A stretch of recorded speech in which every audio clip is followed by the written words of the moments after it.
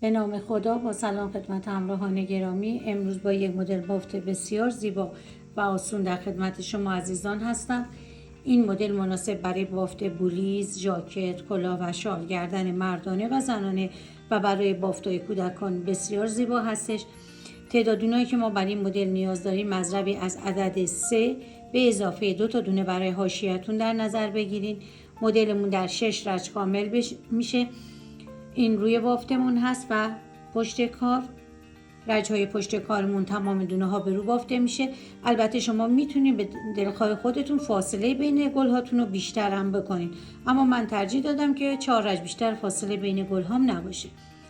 از تمام عزیزان درخواست دارم به کانال یوتیوب ما سر بزنید، ما رو سابسکرایب کنید، زنگوله رو فعال کنید تا ویدیو جدید رو به دست شما برسه.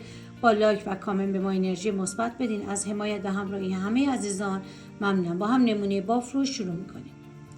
خب برای نمونه باف گفتیم مضربی از عدد 3 4 تا 12 تا به اضافه 2 تا دونه برای حاشیه. من 14 دونه سر انداختم. رج اول مدل رو شروع میکنیم. دونه اولمون دونه حاشیه است، نبافته برمیداریم. رج اول تمام دونه هاتون به زیر بافته میشه. میرسیم به رج دوم. گفتیم رج های پشت کار یا رج های زوجمون تمام دونه ها به رو بافته میشه. ما الان رج دوم هستیم، پس تمام دونه هاتون رو به رو ببافیم. میرسیم به رج سوم. تمام دونه ها به زیر بافته میشه.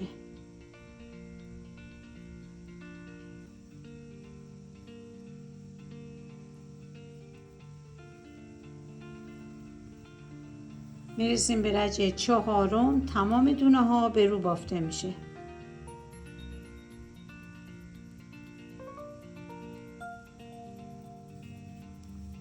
میرسیم به رج پنجم. ببینید از این فاصله بین گلامونه من 4 رج گفتم. شما اگه میخوایم فاصله بیشتر باشه تعداد رج های بیشتری ساده بافتون انجام بدید. مدلمون تو یک رج پیاده میشه. خب دونه اولمون که دونه حاشیه هستش برمیداریم. ببینید از این 3 تا دونه میخوایم 5 تا دونه ایجاد کنیم، ولی به این صورت. ببینید دونه اول میام یک ردیف پایین تر، این ردیف پایین یه نخ میگیریم. از بین 2 تا دونه باز همین کارو میکنیم. تو ردیف پایین تر یک نخ میگیریم، میایم دونه بعدی ردیف پایینیش یه نخ میگیریم، از بین این 2 تا دونه باز و این دونه آخری. ببینید از 3 تا دونه 5 تا دونه گرفتیم. این 5 تا دونه‌مون رو با هم دیگه یکی میکنیم.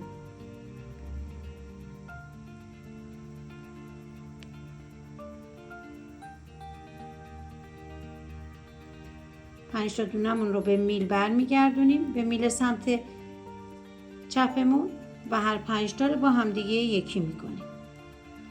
5 تا دونه رو رها میکنیم. 3 تا دونه‌مون ببینید هنوز تو میل هستش. 2 تا رو با هم یکی میکنیم و دونه بعدی رو به رو میبافیم. ببینید 3 دونه مدلمون کامل شد. دوباره تکرار رو انجام میدیم.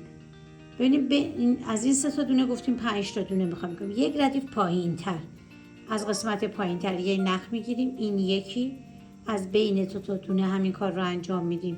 2 تا نخ، دونه بعدی یک ردیف پایین تر 3 تا، از بین 2 تا دونه 4 تا و دونه سومی رو یه نخ میگیریم. ببینیم 5 تا نخ الان ایجاد شد. 5 تا نخ رو به میلمون برمیگردونیم و هر 5 تا رو با هم دیگه یکی میکنیم. این 5 تا دونه رو از نخ آزاد میکنیم، از روی میل میاریم پایین. 3 دونه‌مون همچنان رو میل هستش. 2 تا رو با هم یکی میکنیم و یه دونه به رو میبافیم.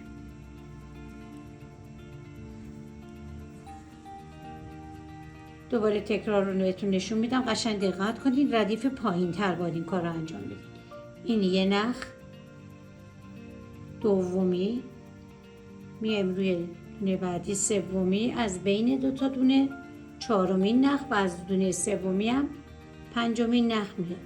این 5 تا دونه رو برمیگردونیم به میل و هر 5 تا رو با هم یکی میکنیم. 5 تا دونه رو از روی میل رها میکنیم.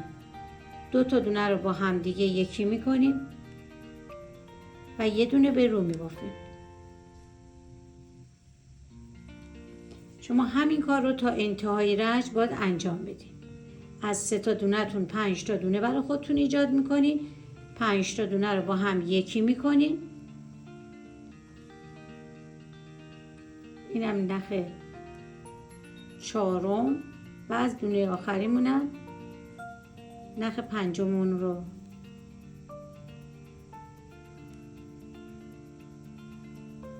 پنج تا دونمون رو با هم دیگه به زیر یکی میکنیم.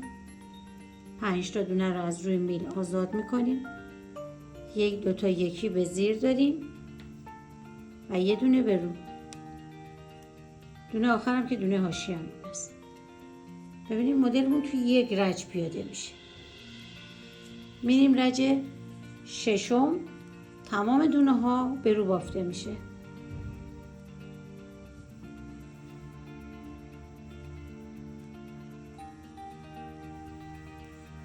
ببینید مدل ما الان کامل شد. شما مجددا از رج 1 تا 6 رو انجام میدین تا مدلتون مثل مال من پشت سر هم قرار بگیره. باز هم از تمام عزیزان درخواست دارم به کانال یوتیوب ما سر بزنید، ما رو سابسکرایب کنید، زنگوله رو فعال کنید تا ویدیوهای جدید رو به دستتون برسه. با لایک و کامنت به ما انرژی مثبت بدین.